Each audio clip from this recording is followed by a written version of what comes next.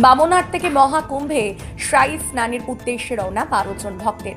দিনহাটা 2 নম্বর ব্লকের বামনহাট থেকে প্রয়াগরাজ মহাকুম্ভে শাহী স্নানের উদ্দেশ্যে যাত্রা শুরু করলো বামনহাটের 12 জন ভক্ত।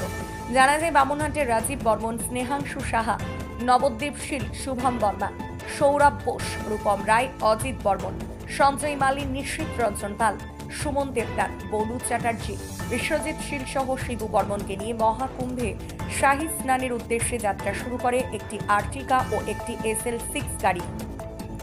বামনহাট থেকেই প্রথম কোনো গাড়ি প্রয়াগরাজের উদ্দেশ্যে যাত্রা শুরু করলো বলে জানা যায়। প্রয়াগরাজের উদ্দেশ্যে রওনা হওয়া যাত্রীরা জানায় অযোধ্যা রাম মন্দির পরিদর্শন করে তারপর 12ই ফেব্রুয়ারি মহাকুম্ভ শাহী স্নানে অংশগ্রহণ করবেন তারা। এদিন যাত্রা শুরু করার পূর্বে বামনহাটের সঞ্জয় বালি, স্নেহাংশু সাহা সহ সকলে বলেন, শুধু প্রয়াগরাজ নয়, আমরা প্রথমে রাম মন্দির হয়ে প্রয়াগরাজ এবং পরবর্তীতে অন্যান্য দর্শনীয় স্থান ঘুরে বামনহাটের উদ্দেশ্যে রওনা দেব। আর কি বললেন তারা, আসুন বিস্তারিত শুনে নিন। আমরা বিশেষ মহাকুম্ভ স্নান এবারের যেটা 140 বছর অন্তর অন্তর হয়, সেই মহাকুম্ভ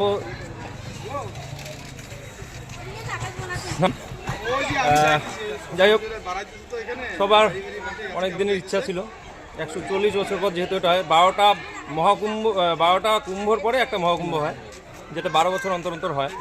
যাচ্ছি আমরা প্রায় 11-12 জন যাচ্ছি। মহাকুম্ভ যাওয়ার পাশাপাশি আমরা রাম মন্দিরটা যেহেতু উত্তরপ্রদেশে হয়েছে, ওখানে যাচ্ছি আমরা, ওটাও দেখে আসবো। এবং বারাণসীতে যাবো, ইচ্ছা আছে। বারাণসী মানে আরতিটা দেখার খুব ইচ্ছা, ওই আরতিটাও দেখবো।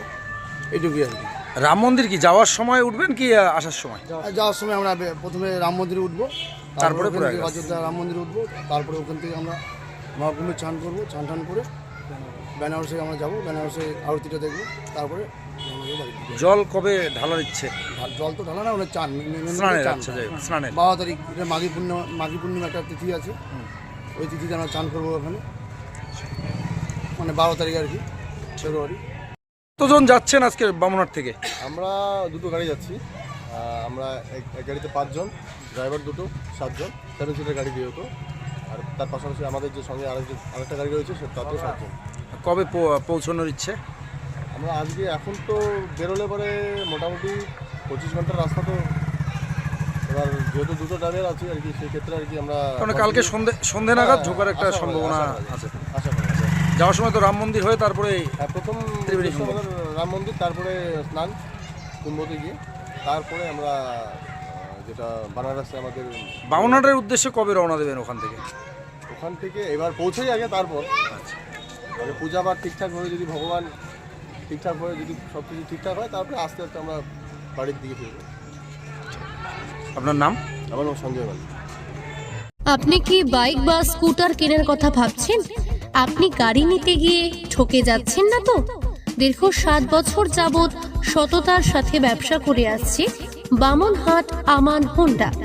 তাই নিশ্চিত মনে এখনই চলে আসুন বামনহাট আমান হোন্ডা শোরুমে এবং নিয়ে যান আপনার পছন্দের বাইক বা স্কুটার।